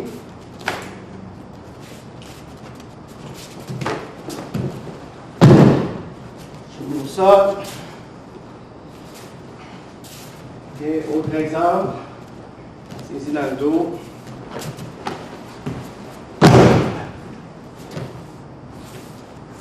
Autre exemple, c'est ici à la ceinture par à l'avant, ouvre les bras, au gaucher, au sol.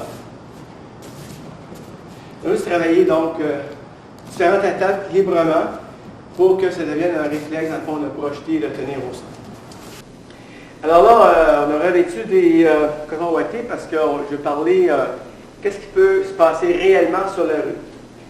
Alors, si vous êtes policier, vous ne voulez pas engager de combat corps à corps avec votre partenaire. J'ai déjà parlé pourquoi, les raisons. Combat corps à corps, même si vous êtes plus fort que l'autre, vous allez sortir graffiné, mordu, esquinté, blessé. Et au pire, c'est que votre main a été fracturée, vous ne pouvez plus sortir votre arme. Donc, en tant que policier, quand je suis face à un individu agressif qui montre l'agressivité, qui serre ses poings, et je recule. OK? Je lève mes bras, je recule. Et là, je peux sortir mon poil de Cayenne. Sortir mon bâton télescopique. Donc, je ne m'engage pas volontairement dans un combat avec un individu.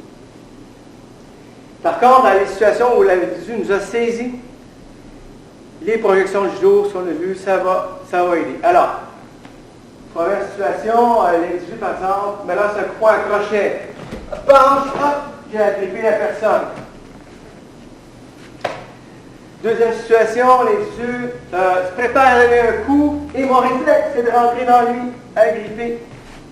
Ça se peut aussi que je fasse simplement un escorte. Je veux l'escorter, mais il se tourne dans moi, il m'agrippe. Il m'agrippe. Boum. Okay, alors, pour ces raisons-là, je n'aurai pas le choix d'engager un combat debout, corps à corps avec un individu. Alors, supposons qu'on s'est agrippé dans le combat corps à corps.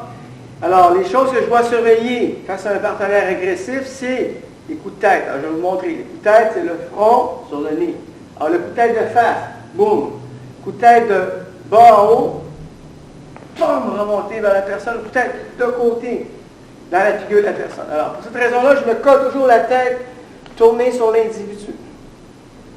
Si les coups de genoux montent, je bloque, on a vu tantôt, une main ou l'autre, je bloque le genou. Okay, donc, toujours en contrôlant son bras, je bloque le genou de la personne.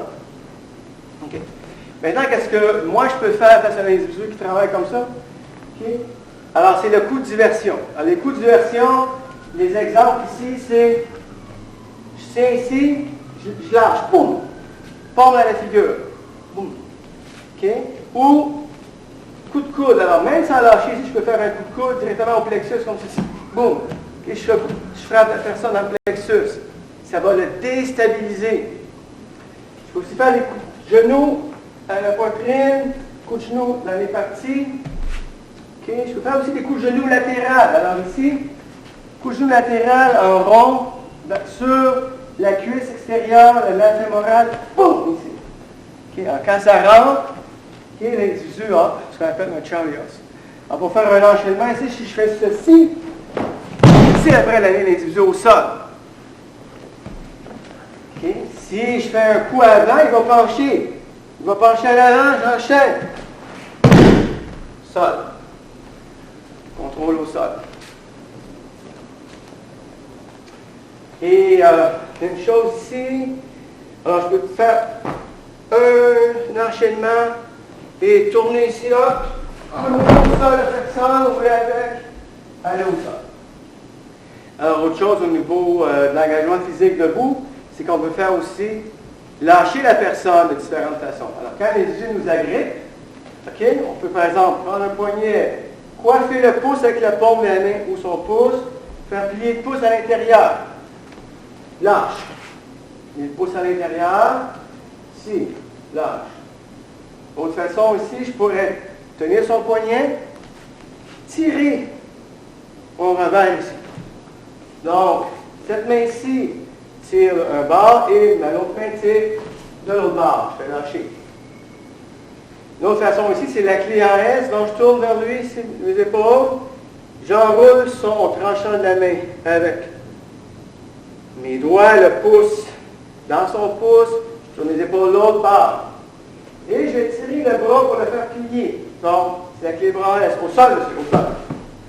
Sur le ventre, sur le ventre.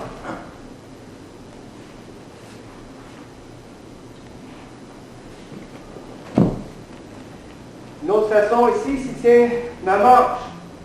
Donc, je vais tirer la manche, pousser avec la main opposée. Ici. Au sol, contrôle.